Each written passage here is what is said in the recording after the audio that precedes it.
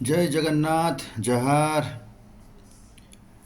सठिक ज्ञानर अभाव जो आत्मज्ञानर अभाव जो मनीष आम मैंने समस्ते निजर समय को आ निज जीवन को खराब करदे।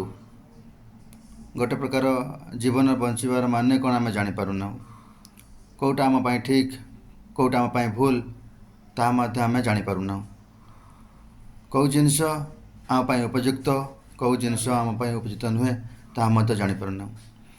तेणु ए विषय जदि आम जानवा चाहूँ गोटे बही अच्छी से बहीटर ना हूँ वेदांत आचार्य प्रसाद द्वारा लिखित। आई बहीटी पढ़ले आम गोटे प्रकार निजर जीवन को नुआ करी आरंभ कर सठिक ढंग से